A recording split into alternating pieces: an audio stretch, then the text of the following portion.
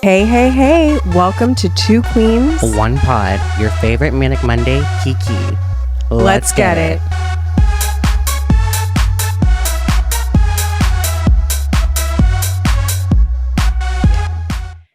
Hey, hey, hey, welcome to another episode of Two Queens, One Pod. As you may know, our other host, is actually out due to some health issues. So we have a special edition and a special guest today. I'll do the introduction. His name is Firdose Khan.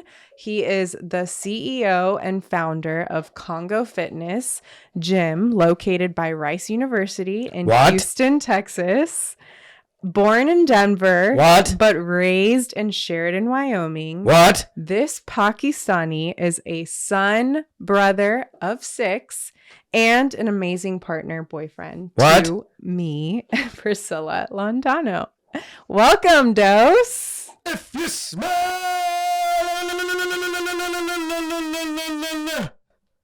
what the 2 queens and 1 king and 1 dog podcast.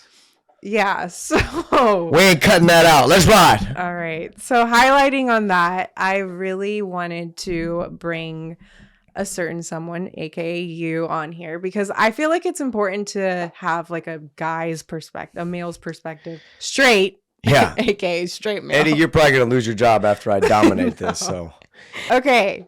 So Dose, we want to know who the hell is Dose Khan?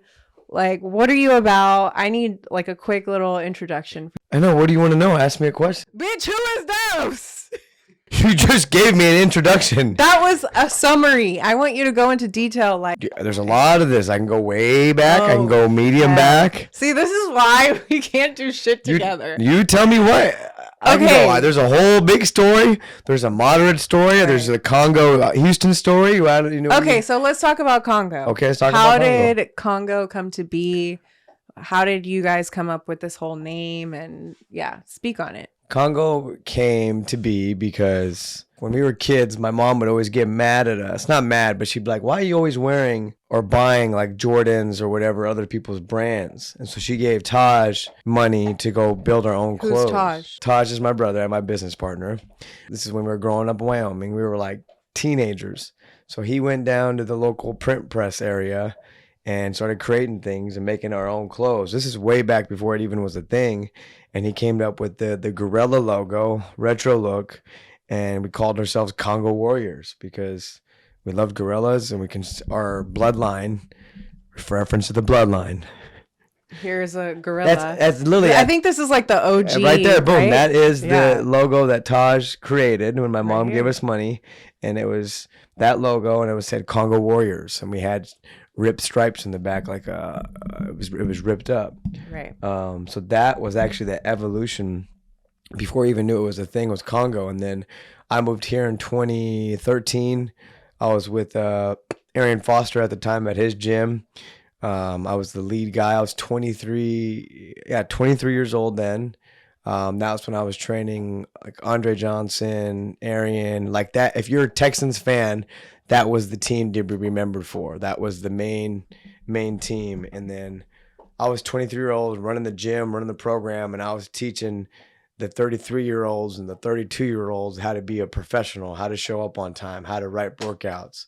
At the time, I was nervous because I was the young kid, but I kind of grew into that, and I actually gained more respect because I had such a level head on me. Unfortunately, due to circumstances out of my control, I was kicked out of that gym. And then with my networks and resources, I don't know how in detail you want me to go with. Yeah, go ahead. People this is real, right? This is what happened. So I was kicked out of the gym because my brother and I, towards the later end, had to start taking over because it was being run horribly. And then they didn't like that. And I was on Christmas Eve of 2018. Come to the door and my key's locked. Has been unresponsive. I had my valuables, my equipment that I personally bought in there, and I was not allowed access in there for being there almost 4.5 years. Some bullshit. Oh, some bullshit. So in most circumstances, people would be, woe is me, give up, whatever. I gave myself one night. I actually went out and saw you. I gave myself one night, and then the we'll next get day, into that. the next day I was back on it. Luckily, with my resources, Patrick Fertitta, they own the Rockets and the Post Oak Hotel and many other things. They welcomed me at the Post Oak Hotel to do something that has never been done before, a high-end um, hotel, and then bring me in to train clients. So my first business meeting ever was with Tillman Fertitta. Didn't know what the hell I was doing. I just went in there and had a vision. And at the time, we didn't have a price because where I was at, nobody was charging anything. We were just, like I said, it was a horrible run business. So in my head, I'm like, okay, if people were paying $25 a person, and this guy's going to take half because he's a businessman of my cut. In my head, I said, okay, I'll just charge people $50 a session. That way, in my head, I know I'm getting half. So that's how the meeting went with Tillman and Patrick. And I started at the Post Oak in 2019. And Taj was doing rooftop training in 2019. So he was training people that couldn't come to the hotel. And I was training more of the higher end people who liked the hotel and the group training stuff there. And then when it really hit me was when I first saw that paycheck, and I think it was like for 60 grand. I was like, okay, we got something to do here. And then obviously I remember seeing Tillman at the first Rockets game I went to, and he finally acknowledged me. He was like, hey, Mr. Moneyman, how you doing? And I'm like, okay, now I'm doing something. Cool. Now I'm doing something right. So I don't know if you want me to get involved with all the people that fucking left me for dead and hanging. I don't need to get involved in all that if you don't want me to. No, I'll just give you the synopsis. I think that the summary of it. Okay. But I do want to know, like, does this transition with you going from like a luxury hotel to your own gym, like, do you think that affected your clientele? So that was the next episode. We were at the hotel for 2019 to 2020, obviously doing great, and that was a blessing because that was us able to start making money into a Congo account, and Taj didn't have any overhead, and he was going from house to house, and I was still doing. You were training like out of our garage. Yeah, I was still doing house calls too on top of the Post Oak because, you know, Post Oak was a business that would take half their cut, but they offered accounting, they offered. Their main receptionist at the spa was doing all my scheduling. So there was that luxury. And then obviously if you've been to the Post Oak, you had access to the best spa. So it was a win-win for all of us. And then COVID hit, again, another blessing. So her name is Daisy. She obviously had to lay down the law and be like, I can't train there just because COVID in life. But again, Patrick Fertitta, my ride or die, he let me train all my elite NFL guys and athletes over at his house during that time, and him obviously and his buddies. He didn't have to do that. I didn't even ask him. He said, hey, would you want to do this? I was like, hell yeah. So that helped a lot. And then I had a good foundation of clients that were in a tight group that wanted to still train. And mind you, Taj was social distancing before it was a thing. So he was outside doing rooftop training, doing separate people. And this was all during COVID. Yeah, all during COVID. I think I gave myself, I was watching the Thunder game. That's when it hit real. I think I gave myself one day, I slept into like 7, and I said, I had no clients. I said, I can't do this. Yeah. We were sitting right there. I was like, nah, I can't do this. So reached out, and then 4 people turned into 8 people. 8 people turned into 2 groups. 2 groups turned into 3 groups. And it was just that solid crew of people. So I would go work. Mind you, we had no overhead. And then the people obviously got comfortable with each other, so the groups kind of got bigger. I think I was training 8 to 12, sometimes 16 people in my garage or in. And mind you, this is like a tiny ass townhome. Yeah. Like our garage was nice, but it wasn't any luxury high class garage. I remember when Dre and Clint had to use the bathroom, and they had to go under because remember that downstairs bathroom was so small, but nobody complained. Everybody, it was. I mean, I know our neighbors probably didn't like it, but I told the neighbors at the time this is the situation. So I had VIP parking and we lived like right by a strip club too. So mind you, like he had did you ever have like really early sessions at that garage?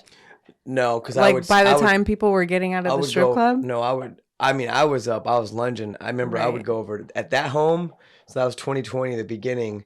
That's when I was going over to home and to do their house. It wasn't until we moved in the Heights location when I started doing the 6:30 a.m. Okay.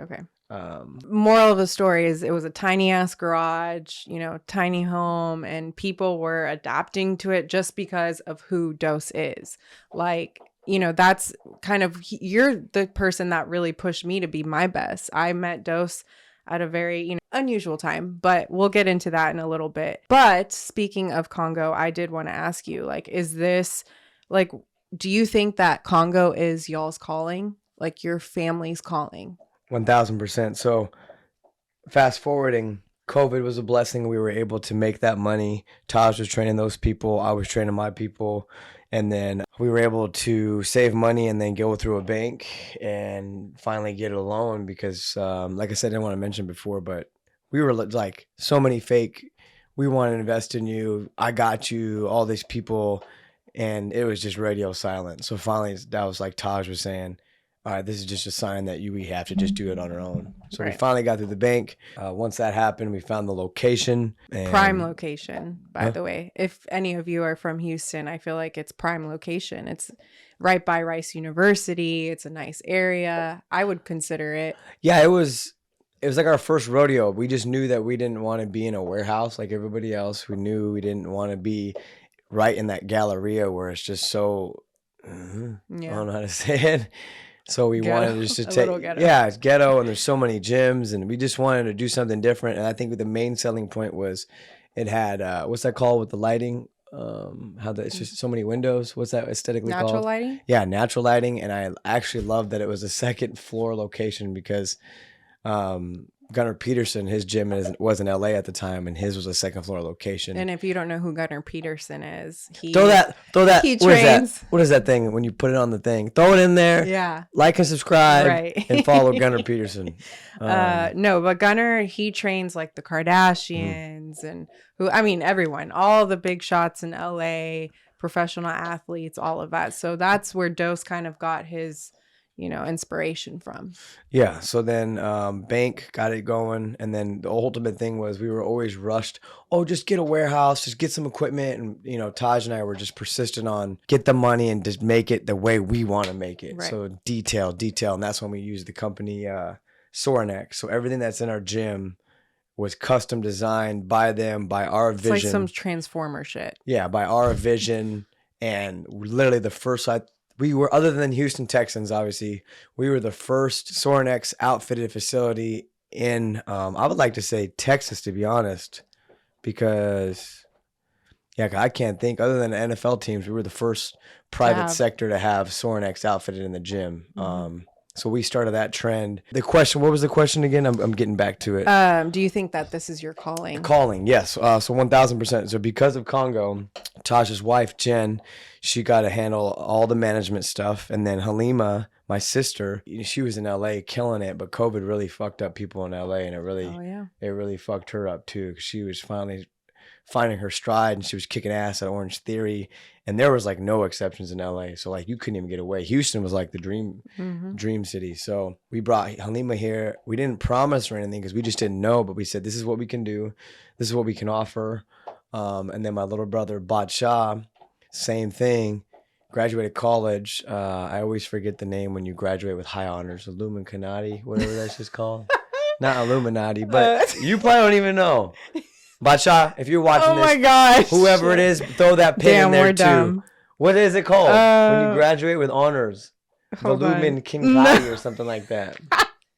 Wait. Yeah, so he was smarter than any of us, and he could have been a doctor. And we offered him, hey man, you can come here. I don't want you to end up staying here, but this is what we can offer you. If you want to come here, teach you the ways. And then because of Bacha came.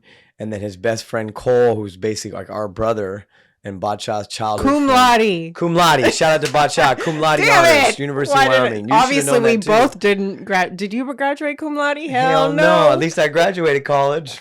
Bitch, shut up. Some of us don't need college. Yeah, that's why you're sitting here. It's called being a fucking successful entrepreneur. Yeah, that's why you're sitting here with 20 followers on Two Queens, One Pod. Shut up. Bitch. Okay, keep going, bitch. By the way, this is our fucking personality. Then Cole came. So because of Congo, Jen, obviously Taj, you can Halima, take a sip of your margarita. You said it's a sip and drink. It's fine. We'll have that segment at the end, but you can. We might as well crack up some. All right, cheers, bitch. Go fucking Stone Cold Steve Austin on these hoes. Gosh. So, anyways, Jen, Taj, Halima, Badsha, and Cole. Okay, that's the foundation of Congo, and without them, setup doesn't happen, the way everything flows. Like, yeah, it's cool. Like I train people, but without those guys, this thing is not successful. It takes a team. It's a team. And my thing is, if you care about entrepreneurship, and I'm not this guru, I'm not this Instagram person that's like, you get this, you get $1 million. But what I can say is, if you love something, work hard at it, go after it. Amen. And go surround yourself with people who are better at you at it. So I know my role. My role is to create the program, bring the freaking juice every day, and just create the best workouts and environment. Bacha, Cole, train the floor, clean up, set up. Halima, Swiss Army knife. Fucking, she does everything. And then Jen, I always tell her don't fuck up the budget, so she makes sure the gym is growing and rising. And then me and Taj are the tag team partners from hell, and we just kick ass and take names. Yeah. So don't overstep. Don't think you know everything. Don't be afraid to ask. And even like my family, they didn't know the accounting side of things. Like, they had to figure shit out. We all had to figure shit out. But see, like, what a luxury is it to be able to work with your family and have your brother as your partner? You know, like, I feel like you can't take that for granted, because that's not many people's situations. They have to work with, you know, friends or whatever, colleagues. And sometimes shit, like, sometimes shit hits the fan, and then they end up separating and ending, like, you guys, you're always going to be by each other. It's blood, right? Like, you guys are always going to have each other's backs no matter what, no matter what you go through. So that's a pretty cool luxury to have. Yeah. And we had to have those conversations, like, before even going into creating this LLC to start this business. We had to sit down and have conversations. People were saying, well, you know, when people work with family, it doesn't work. There's fighting, there's this and that. Mm-hmm. So before all this was even set in stone, we had to have these hard conversations. If I do something, if Taj does something, if this happens. So we know that going forward, it's taken care of. Right. 4.5 months in, we're doing amazing, and we're growing and rising. We have a lot of things, and very, very fortunate for them to be a part of this. And again, without them, there's no me, there's no Congo, there's no nothing. So it's a team, family unit. And I don't ever seek praise or acknowledgement, but I think people need to really open up their eyes and look at what we've done from a family that didn't have anything, from Wyoming, and our background is Pakistani, and to come to one of the most populated cities and establish ourselves with all these networks and connections and running family-owned business. Right. There's nothing out there like that. And that's what you guys are when I get upset about things, that's what I get upset, because we're doing epic shit before it's even a thing. Right. And I always say, if this was somebody else, there'd be so much acknowledgement, so much, oh my God, look at this person with this family doing this, doing that. Mm-hmm. But fuck it. That shit just motivates me. But just keep going. Congo was built on family. And that was the whole point of it. And it will continue to rise and grow. And I'm very thankful for all of them and how things shaked out. Sometimes you don't know. You'd be looking like, man, why is this happening? Why is me? But everything is ultimately at the end is a blessing. And I can truly sit here and say that, like, I'm very level-headed. Like, no matter what happens, I really have the faith and understanding what's meant to be is meant to be. And everything's going to work itself out. So speaking of years, where do you guys see yourself in 10 years with Congo? 10 years. Well, ultimately, there's some things I just can't say because there are on the horizon. So there's a couple things that we're working on that definitely need to happen within 10 years. Okay. Definitely something more centralized, and ultimately we'd love to own the land on it. So those are some things to work on and grow the brand to where there's other maniacs like us training and we're not there as much. Okay. Awesome. I love it. Okay. So speaking of, just kind of this year and the energy that we're going off of, I like to talk about, like, what's your mantra of 2024? So I read this thing, this quote or someone's mantra the other day, and it said that they've shared their mantra of the year, and it's to embody all versions of themselves while attaching to none of them. Meaning they don't want, just because they're taking on something, they don't want it to define them. Mm-hmm. Like for you, for example, just because you're a trainer, it doesn't mean you're just a trainer, right? Mm-hmm. There's so much more to you. So I really felt that.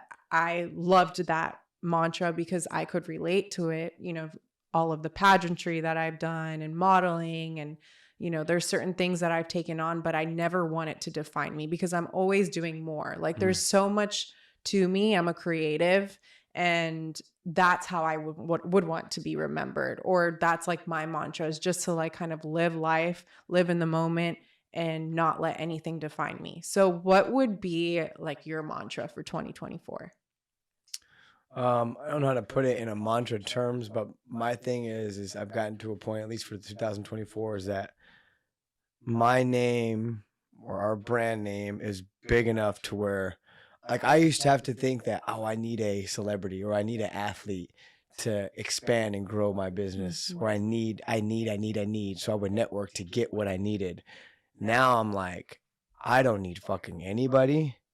I've set a precedent. This is who I am, and I'm going to go get it regardless. Like, there is no wall. There is no excuse. Whatever's on the other side of what I want, I'm really going to manifest and go get that. Yeah. And it's not even about saying it and putting it in the universe. When I say it and I envision it, I've really come to a point that it's going to happen, and these things are happening. Yeah, I think we both strongly believe in manifesting. Like, I feel like that's definitely a thing, and shit does happen for people when they are constantly saying it and putting it out in the world. Like, you can go out and do anything you set your mind to as long as you're putting it in the air. Yeah, so that would be my mantra. I love it. Your name is just as big as a superstar, a movie star, or a celebrity, and you have to believe in that. Cool. Okay, now let's go into our relationship, because I feel like there's a lot of people who are interested for some reason in like what we have going on. Yeah, drink your drink, bitch.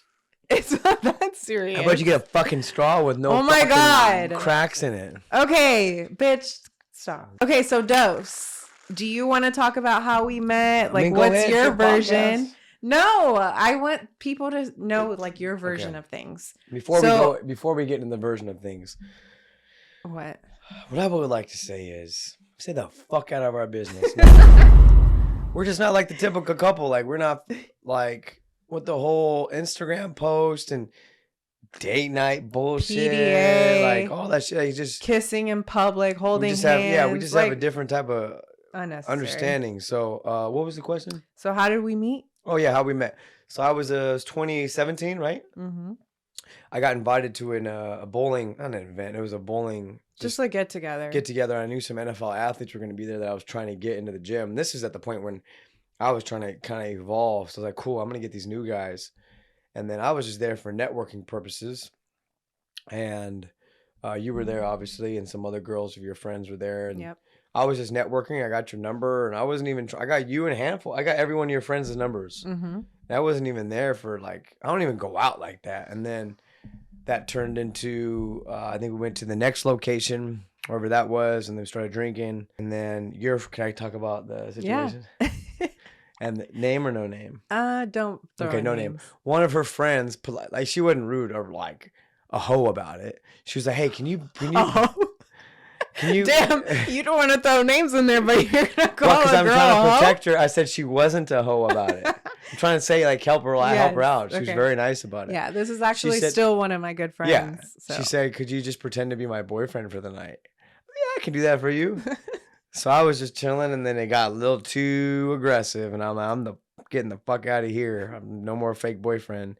And then I went to the next spot, and then her and her other friend were at that place, Concrete Cowboy at the time. Yeah. And this is like 11:30, 12 o'clock. I'm like, man, I got to go to bed. So then I was like, I'll just get one more drink with them. And they're like, well, we got to go to the bathroom. And then I'm sitting here waiting for them at least 20 minutes. Bitches never came back after the bathroom. You can't call other girls. Like, I know you called me bitch, like, joking, but you can't call other girls bitches. You know what? Fuck it. It's fine. I mean, leave it in here. It's fine. I have no reference. I'm saying bitches. I'm not calling you bitches, but I'm calling you bitches. Like slappies.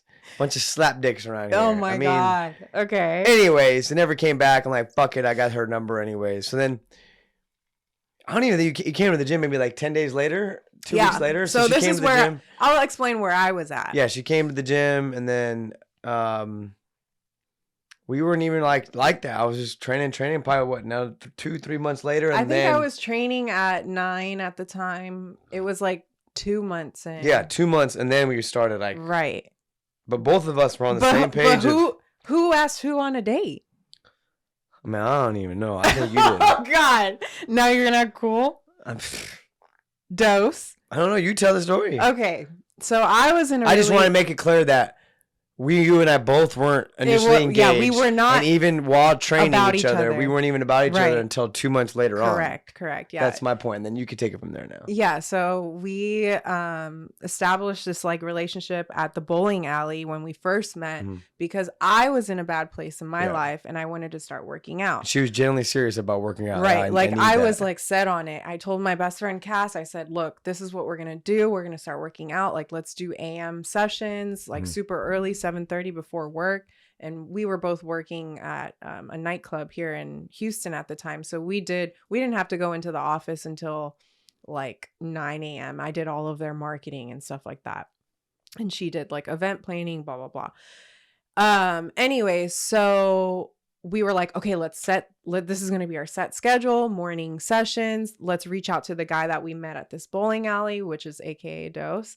And from there, like, I mean, I didn't look hella good at the time at all. I was at my worst. And yeah, throughout just the sessions and working out there, like we started to know each other through our personalities. And that's what caught my attention because I was dating a bunch of fuckboys at the time and no one really had like the personality that you had. And that was like truly what attracted me to you. Because you were just a down-to-earth guy, like easy to talk to. I believe like our first date, we closed down the restaurant because we were just talking, right? And it wasn't even like a nice restaurant. We went to like Bella Green or something like that. And we were eating pizza, finished our meal, and it was like around closing time. They're like, okay, guys, you guys got to go. And at that moment, I was like, okay, like I think this is actually something legit. And from there on, like, it's just been such an easy relationship. And that goes on to my next question is like, what's our secret to like having such a successful relationship? Not perfect. I'm not saying we're perfect. We've been through our shit. But I think for the most part, like it's a pretty easy going and like mutual. Like, what's your perspective on it? Well, I think, or what's your take? What I always tell close people of mine, I said, I think one of the reasons why it works is because you understand my chaos and you let me be great. Right. So you understand that I'm going to wake up at 3 a.m. I'm going to lunge a mile. I'm going to work out before work and I'm going to work long days. And we have 3 dogs. So it actually works out because I got to wake up, take those dogs out. And then when you wake up, you take your dogs out on my break, take the dogs out and I go back to work and then you get home and then you take the dogs out. So that's one of the reasons why it works. But in all seriousness, it's about the dogs. It's about the dogs. Understanding my chaos and you don't pressure me. You need to come home. You don't need to work out. We need to go do this. We need a date night. Like it's never been that way. And even like the days where we do plan something, it's just still more chill. And like we end up staying home. I think people are so caught up in going out to Toulouse, going out to Brasserie 19, doing that stupid ass shit. It's like these high end restaurants. Yeah, like here. it's just it's like going it's like to brunch they force it. And like posting about they're just so they force a persona, showy, like show off. And we've just never been like that. And I feel like she's changed for the better towards like my liking, and I've changed for the better for her liking. For example.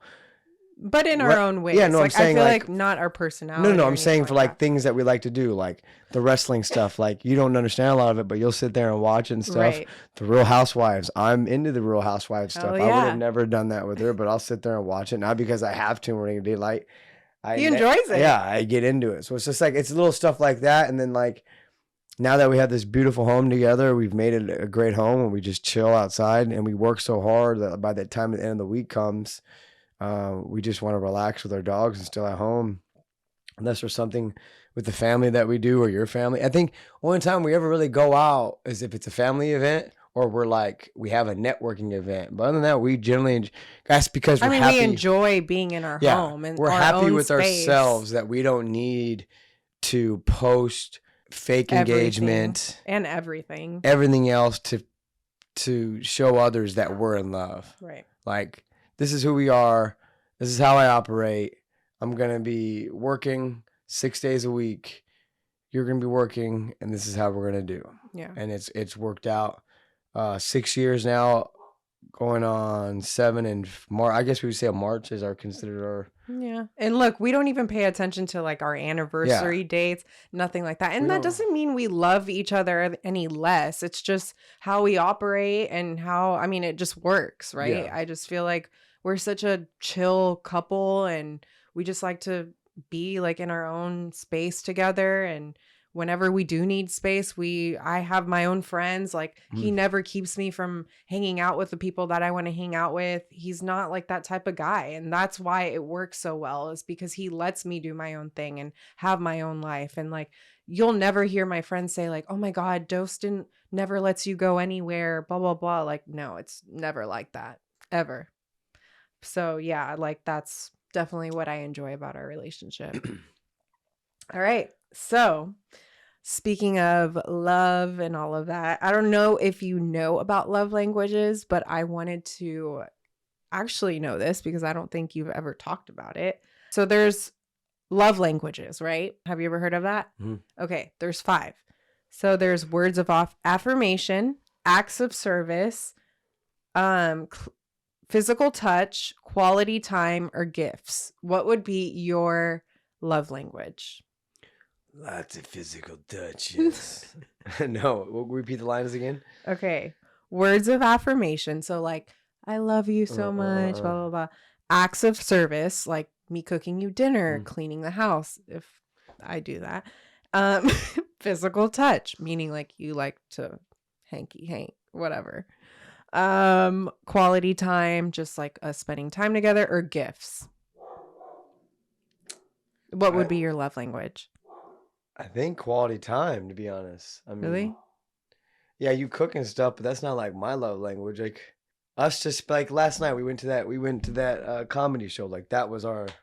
Yeah, I enjoyed that. like or quality even time. we didn't have to get out to do that, but like even we just sit on the porch, we're having time with each other. Like I took a day off on Saturday, and we just spent time with each other. Okay. What do you think mine is? Name the 5 again.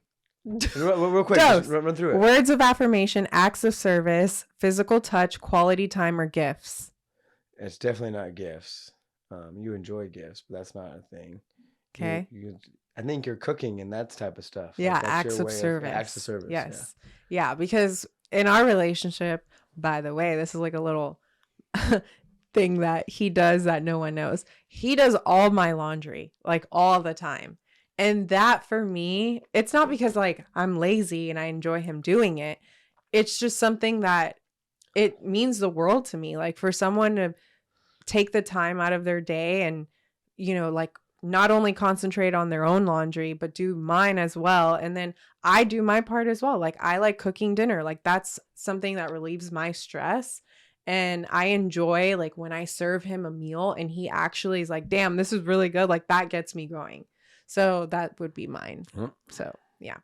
Okay, cool. All right, now we're going into the next segment. This is going to close out our 2 queens, 1 pod, 1 queen, 1 pod for today. So truth or drink. This is a game you can either answer, and if you don't want to answer, you can drink. Here we go. Drum roll, please. All right, first question. What is the funniest thing that ever happened to you on a date before us? Fuck. It's not even about drinking. It's just funniest You thing don't that's even happened. remember? I don't remember. What's the funniest thing that's ever happened to me on a date before Yeah, us? and it could be raunchy. It could be like funny. I don't know. You can't think of anything. What is the funniest thing that has ever happened to you on a date? I guess I could. Let me think about mine. What about you? Yeah, because I'm gonna have a drink. I just generally don't know. I didn't have that many dates, Okay, to be let's honest. see. Funniest thing that's ever I was happened to me fucking- on a date. I was on some love. I mean, shit. I had a date that the guy, it was horrible. Like I didn't want anything to do with him, and he didn't want to leave. Like he didn't want to, because he dropped me off at my place afterwards, and he didn't want to leave my place. So I legit had to like make up an excuse and be like, okay, I have work in the morning, like you gotta go. But that's not really funny. It's just like annoying. I guess we could both drink. Yeah, I guess the funniest thing I can think about is I'm tying it back into the. Did I say it? to the Gary Owen. Remember he was talking about shout out to Gary. Remember he was talking about flying out girls and like, bitch, you know what the fuck I flew you out here for type shit. Yeah. Like, so we just went to this comedy show. It was hilarious. Fucking hilarious. Gary Owens, you have to look him up if you don't know him, but he talked about like flying bitches out, and obviously when paying a guy for your ticket, asking for things. When a guy flies you out, he's looking for one thing, and that's to get laid, right? Yeah. So like if the girl doesn't get the point and she's walking in the hotel like, ew, what are you doing? Like, no. This is such a great view. Like, bitch, he got the view so he could bet you on that view. I would say if I had to find one like that, it might have been a night like I went to dinner, did this, did that, and then nothing. I'm like, all right, what the fuck? That, Okay. I mean, if I had to select one. Yeah. Okay. Which celebrity do you have a crush on? Has to be one. Yep, just one. This bitch. I'd have to probably go Margot Robbie. Yeah, she's pretty good looking. Bad bitch. That is a bad bitch. And Mine? it helped. It didn't help that she became hard. Like, obviously, I like Harley Quinn because she played it, but like because of that role, and then Wolf of Wall Street, you loved her even more. I send you that GIF all the time. Yeah. And then I like, mine has to be Maluma because who doesn't like Maluma? Maluma, baby. It's okay. I'll take a hall pass on Margot Robbie any day of the week. What about Maluma? Go ahead. Okay, cool. If you get Maluma, I get Margot Robbie. I think we're both happy. Bitch, go ahead. Okay, next question. Do you ever feel overpowered or dominated by me in decision making? And you can drink or you can answer. Overpowered or dominated by you? In decision making. No, I think both of us are very like in tune with each other. There's times where you have to put your foot down. Like, I can do a better job of spending time with your family. Of like, I have to do that, but that's just the right thing to do because I'm just a very homebody. But we're pretty on the same page with that. There's never. I feel the same. I feel like we never like force each other to do anything, and it's always like up to us when it comes to decisions. Okay, next question. Have you ever given someone a lap dance? No. No? Fast as fuck, no. Never gave anybody a lap dance. Never? Mm-mm. Never in your life? No. Okay. On Sly, I've never. What about you? Okay. No. No, I haven't. Bitch, you tell me you never gave anybody a lap dance working at Aura or anything? Why can't? Hell no! I'm not a fucking stripper. Now you got a Texas accent? I was accent? a cocktail. I didn't say that. Hell no. I said hell no. Yeah, see how her fucking her no voice went up and pitched. That bitch, she gave a fucking lap dance. Hell no. I was never a stripper. Eddie, where are you? I bet you know the answer to that. God bless. Okay, next question. By the way, you don't have to be a stripper to give somebody a lap dance. Okay, but still, I never did that. I was a freaking bottle girl. Like, I took out bottles. I never gave men dances. Okay. Yeah. Next. That's another kind of club. Okay. You're going to make me get out my Puerto Rican on. Okay, she admitted she's not Colombian. Miss Grand International Colombia. Put that out there. We already talked about this. They already know, our followers. Okay, next question. Hurry up. Lakers game's coming on. What is your dirtiest sexual fantasy? And you can drink or you can answer. I knew you were going to fucking drink. Prude. What's your sexual fantasy? I drank. Okay, we both drank to it. Okay. That's how you save relationships right there. That was a setup for all you men out there. Okay, last question. This is the last question. What is your biggest insecurity in our relationship? I guess it's more of self-induced, if anything, but there maybe is coming from you. The fear. I know you want to get engaged. Like it's not about you. It's about every woman would love to be engaged and have that special man. My fear is that you genuinely think that I'm putting around and wasting time. And that's my fear when that's not the case. Okay. Well, I'll answer your question or your answer. I don't feel that way at all. I think I enjoy my insecurity. Right. I enjoy our relationship so much that even though we're not at that point yet, hopefully soon, it doesn't like change my mind about anything. It's not going to deter me, is how you say it, from like being with you. Anyways, but yeah, thank you for coming on today, Dose. Of course. I hope it was It's everything really you fun. expected. Eddie, you might be out of a job. All right, guys. Well, you know what to do. Make sure you subscribe, rate, comment, like all of our episodes. We are on Spotify and YouTube. Pretty soon, we will be on iTunes, hopefully sometime soon. And hopefully, Eddie will be back for our next episode. Bye, guys, and we'll see you soon.